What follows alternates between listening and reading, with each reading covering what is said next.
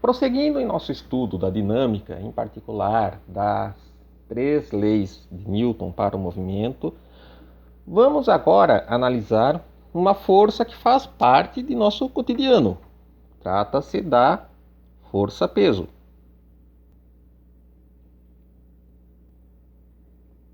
Nós podemos utilizar a segunda lei de Newton para definir um padrão de massa. Vamos supor que apliquemos uma dada força F sobre um corpo, estou representando aqui uma dada superfície horizontal, nosso corpo. Nós aplicamos uma dada força F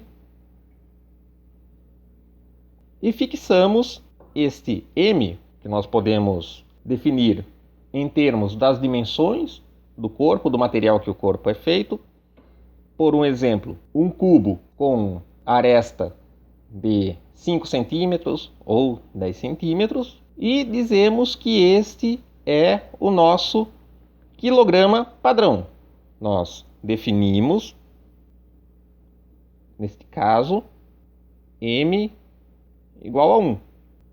Se medirmos, então, a aceleração que este corpo desenvolve para uma dada força, poderemos, então, determinar a massa M de qualquer outro corpo submetendo a mesma força e medindo sua aceleração a M. Teremos que F será igual à aceleração, só que para o outro corpo será igual a massa vezes a aceleração que este corpo desenvolve. Portanto, definimos a massa de qualquer corpo com relação à nossa massa de referência pela razão entre as acelerações. Dizemos que esta é a nossa massa inercial. Existe, porém, uma outra forma de definirmos a massa, que é exatamente através da força-peso.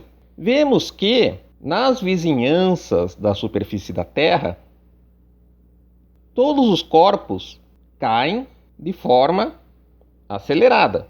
Essa aceleração é constante e independe da massa do corpo. Com isso, nós podemos definir uma força, que é chamada de força-peso, que é igual à massa do corpo vezes a aceleração da gravidade.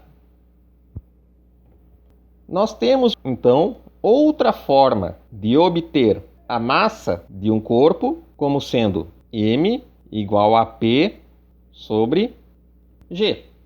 Existem várias formas de obtermos G. Podemos obtê-la a partir de medidas cinemáticas da posição de um corpo ao longo de sua queda, ou até mesmo através do movimento pendular.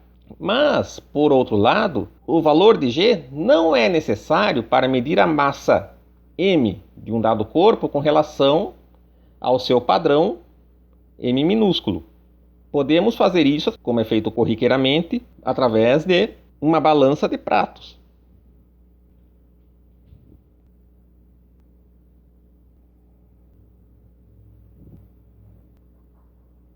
Podemos colocar em um dos pratos a massa M que nós queremos determinar e colocar em outro prato várias massas M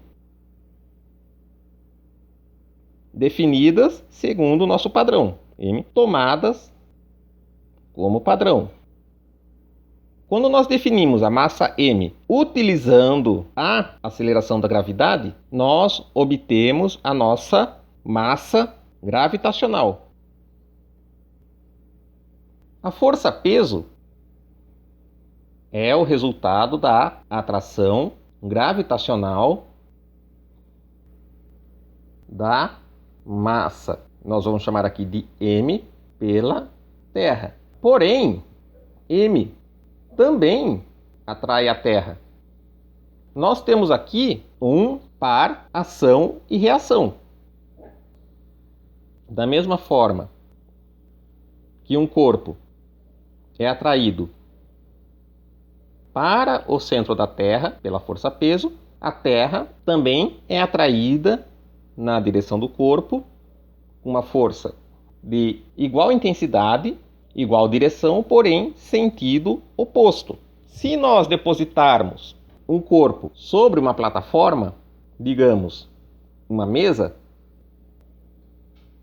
e se essa mesa for resistente o bastante para impedir que este corpo caia, teremos então, para equilibrar a força-peso, uma força que esta mesa exercerá sobre o corpo, que nós chamamos de força normal. Não confundir o N, vetor que nós estamos colocando aqui, com Newton. Este é um N de normal, porque esta força é sempre perpendicular à superfície de apoio. No caso do equilíbrio, nós temos que a força-peso mais a força N, que é a resultante das forças sobre a massa N, é igual a zero. Nesse caso, nós temos que tanto peso quanto N possuem a mesma intensidade, possuem a mesma direção, porém em sentidos contrários. Isto pode sugerir que a força-peso e a reação normal da mesa sobre o corpo constituem um par ação e reação. Isto não é verdade. As forças peso e normal não constituem um par ação e reação. Podemos ter, por exemplo, que esta mesa seja frágil. Então, a reação normal será menor do que a força-peso e ela ruirá, o corpo prosseguirá até atingir o chão. A reação da força-peso sobre o corpo está no centro da Terra. Da mesma forma que a reação da força normal no corpo está aplicada na própria mesa. O que estamos fazendo aqui é analisar as forças sobre um corpo, desenhando esse corpo e representando em um dado ponto todas as forças que atuam sobre ele. Isto é uma forma rudimentar de diagramas de corpo livre,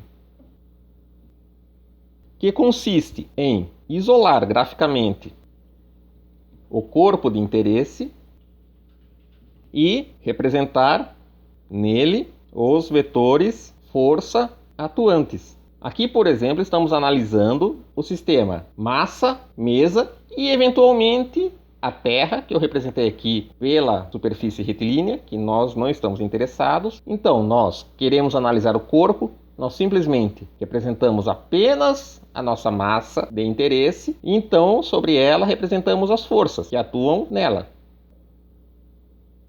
Nós não vamos nos preocupar aqui com a mesa, com a Terra ou com outros corpos que estejam interagindo com ela. Nós vamos nos preocupar apenas com o corpo de interesse e representar apenas as forças sobre ele. Com isso, nós podemos aplicar a segunda lei de Newton, tomando a resultante vetorial dessas forças e igualando a aceleração. Veremos nos próximos vídeos alguns exemplos simples de aplicação destes princípios.